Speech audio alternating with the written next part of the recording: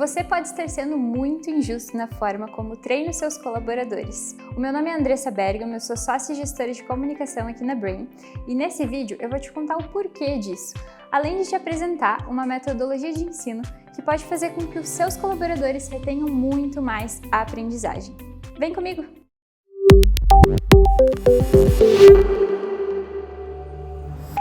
Olá, tudo bem? Esse é o Laboratório de Educação, a nossa nova linha de conteúdo que vai colocar à prova as metodologias tradicionais de ensino e fazer experimentos com metodologias ativas de ensino.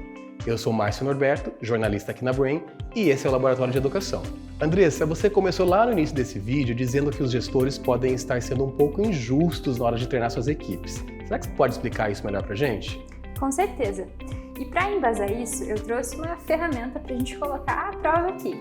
Então eu trouxe para a gente dar uma olhada na taxonomia de Bloom. O que é isso? É um sistema que foi criado para hierarquizar os níveis de aprendizado. Então a gente vai olhar aqui já, é uma pirâmide que ela cria níveis de dificuldade no aprendizado. Então assume que para você conseguir evoluir numa habilidade, você tem que dominar a habilidade anterior. Vamos olhar aqui? A base dela tem a habilidade de lembrar. Seria lembrar de conceitos, lembrar de ideias. Então seria a parte mais básica, a habilidade mais básica do aprendizado. A segunda etapa é a de entender. Então, além de você lembrar de uma ideia, de um conceito, é quando você vê uma situação, você interpretar o que está acontecendo ali. Então, você realmente entender aquela ideia, aquele conceito. A terceira etapa é a de aplicar. Então, aplicar é realmente colocar em prática, é você conseguir aplicar o conceito, a ideia, aquele aprendizado em uma situação real, em um problema. A quarta etapa é a de analisar. Analisar é você conseguir realmente analisar aquela situação. Então, levantar hipóteses, criar teorias, é você conseguir analisar o problema, a situação em questão. Sintetizar já envolve você conseguir levantar quais são as variáveis que estão envolvidas. Então, você quebrar aquele problema em partes, conseguir olhar as variáveis isoladas. E criar, que é a habilidade mais complexa, né, do aprendizado, seria justamente você conseguir criar coisas novas. Então, você ter essa visão crítica da situação, do problema, e conseguir construir a partir dela soluções, novos projetos. Então, envolve essa habilidade de criação. Então, como eu te falei, Márcio, essa pirâmide é uma crescente de dificuldades nos níveis de aprendizado. Então, lembrar e entender são habilidades mais fáceis. Aplicar o conhecimento já é um pouquinho mais difícil. E essas três últimas etapas de analisar, sintetizar e criar são habilidades muito difíceis do aprendizado. Então, a gente tem aqui essas duas primeiras etapas que são mais fáceis, essa é um nível médio, e essas três últimas que são mais difíceis. E nos métodos tradicionais de ensino, na sala de aula tradicional, o que acontece? Lembrar e entender fica no papel do professor. Então, é o professor que vai trazer esse conteúdo e mostrar os conceitos para os alunos. Toda essa parte que a gente falou que é média ou difícil, então aplicar, analisar, sintetizar e criar, tudo isso fica para o aluno fazer sozinho. E ele, que não é o detentor do conhecimento, tem muita dificuldade nesse processo. Então, por isso que eu falei que os gestores podem estar sendo injustos ao treinar os colaboradores dessa forma. Muito interessante, Andressa. E já que nós estamos no laboratório, não podemos deixar de fazer alguns experimentos, certo? Com certeza. Mãos à massa, então? Mãos à massa. Andressa, eu trouxe aqui uma situação que a nossa equipe levantou, que a gente vai colocar à prova a partir do que você contou e explicou aqui pra gente sobre essa metodologia. Legal, vamos lá. Diz o seguinte, Andressa, fui encarregado da missão de realizar um treinamento para a nossa equipe comercial e de corretores também, em que todos precisam sair dominando algumas técnicas e conceitos de vendas imobiliárias. Além, é claro, de saber como aplicar isso na prática, né? Porque se você saber na teoria e não saber colocar na prática, não vai resolver nada, não é, Andressa? Com certeza. O problema é que essas pessoas elas têm níveis diferentes de conhecimento, né, sobre esse assunto, e além disso está difícil de conciliar também a agenda de todos num único treinamento presencial, né, e apenas durante um dia. Como é que a gente pode resolver isso, Andressa? É um problema difícil, hein? Mas vamos lá. Enquanto você me explicava a situação, eu listei aqui 3 problemas que a gente tem que resolver. Então, o primeiro é que as pessoas têm níveis diferentes de conhecimento. O segundo é que a gente precisa que elas saiam dominando conceitos, teorias, habilidades na prática, não apenas na teoria. E o terceiro ponto é que a gente tem uma dificuldade de agenda, então a gente vai ter que otimizar esse treinamento para que caiba na agenda de todo mundo. Então, para iniciar, vamos começar resolvendo esse primeiro problema, né? Que é garantir que a gente tenha um nivelamento de conhecimento entre todo mundo.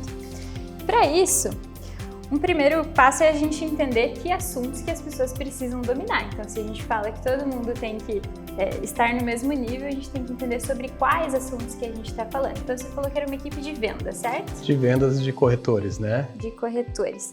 Então, eu imagino que algum assunto comercial, assim, vamos listar algumas coisas. Acho que produto pode ser um assunto, né? Conhecer o produto imobiliário. Talvez atendimento seja um segundo. Fechamento de vendas e objeções. Então, a gente listou aqui 4 assuntos que a nossa equipe ali precisa dominar. E aí, um segundo passo é a gente entender o que elas precisam dominar a respeito desses assuntos. Então, a gente pode definir alguns materiais de base, assim, né? Então, quando a gente fala de produto imobiliário, por exemplo, um material de base pode ser o próprio book do empreendimento, que tem as informações sobre o produto, né? Então, vamos imaginar aqui que a gente tem o próprio book aqui do empreendimento. Quando a gente fala de objeções, a gente tem cursos ali na eBrain que falam sobre objeções de preço, objeções para imóveis na planta. Então, a gente pode dizer que o conteúdo de base aqui são os vídeos ali da eBrain. E aí a gente define aqui, então, para todos esses conteúdos, quais são os materiais de base, os materiais que todo mundo precisaria dominar o assunto que está ali dentro. E aí, como a gente está falando em nivelar, a gente tem que saber qual que é o conhecimento de cada um a respeito desses temas.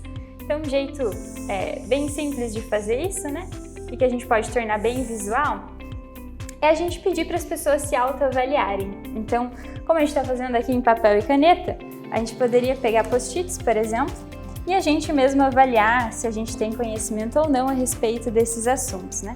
Então, o meu conhecimento aqui sobre produto, eu diria que... Posso te ajudar? Domino. Com certeza, por favor. Então, vamos lá. Então, o laranja é aquele que eu não tenho domínio, não é isso, Andressa? Isso mesmo. E verde, o que você domina. Eu acho que no produto também eu não tenho muito domínio. Acho que fechamento de vendas é uma dificuldade minha aqui também. Acho que eu não lido bem com objeções, hein, Andressa? Ah, tá. O atendimento, né? Assisti os cursos da eBrain desses dois, então... Ah, você tá craque. Os materiais de base ali eu domino. Eu vou me arriscar a colocar também ali. Posso me arriscar a colocar no fechamento? Porque eu acho que eu tenho um domínio de fechamentos. Então, a gente tem aqui, bem à vista, qual que é a nossa autoavaliação, o que a gente já tem ali de nível de conhecimento. Se a gente precisa nivelar todo mundo, então a gente precisa que esses pontos fiquem verdinhos aqui, né, para todo mundo. A gente fez aqui, para você que está nos assistindo, a gente fez com papel e caneta, mas isso aqui pode ser feito no meio digital, em um Excel, nos canais de comunicação da empresa, onde vocês utilizam para fazer essa comunicação. E aí, Márcia, então, para nivelar todo mundo aqui, a gente precisa que esses pontos fiquem todos verdinhos, né? Então, a gente falou do produto, aqui está tudo laranja, então nem eu nem você dominamos. Se o material de base do produto é o book do empreendimento, então aqui a gente tem que disponibilizar para a nossa equipe. No caso, a gente tem que pegar esses materiais, né, o book do empreendimento, e ler ele, dominar aquele conteúdo que está ali. Então, para a gente nivelar todo mundo a respeito do produto, a gente precisa que todo mundo se debruce nesse material, nesse book do empreendimento e aprenda realmente o conteúdo que está ali. Perfeito. E aí, então, com isso daqui, a gente vai disponibilizar todos os materiais sobre esses assuntos para a nossa equipe e aí a gente vai sair com todo mundo nivelado, né? Então, a gente vai resolver aqui esse primeiro problema. Perfeito. Vamos para a prática agora? Vamos lá. Então, nessa etapa, a gente tem que pensar em como que a gente vai fazer eles aplicarem isso e realmente dominarem os conceitos na prática, que foi o que a sua citação pediu, não é mesmo? Exatamente. Então, para a gente fazer isso, nada melhor do que atividades práticas de fato. E aí, aqui, a criatividade é o limite. Então, vamos usar a nossa criatividade e listar algumas alternativas para o pessoal? Vamos, eu já tenho uma ideia até. Diga. Que tal o grupo de estudo para debate? Pode ser? Legal, pode ser. Boa, então vamos colocar, né?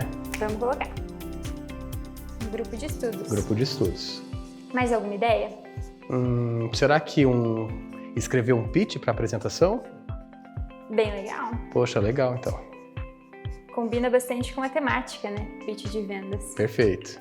Eu acho que pensando até nessa linha do pitch, a gente pode pedir para o pessoal criar uma história envolvente para vender o produto, usar aquela técnica de storytelling. Interessante. História.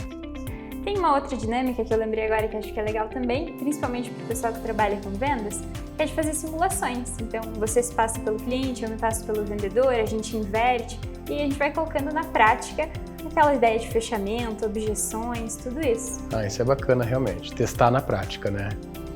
Isso mesmo, fazer alguma simulação.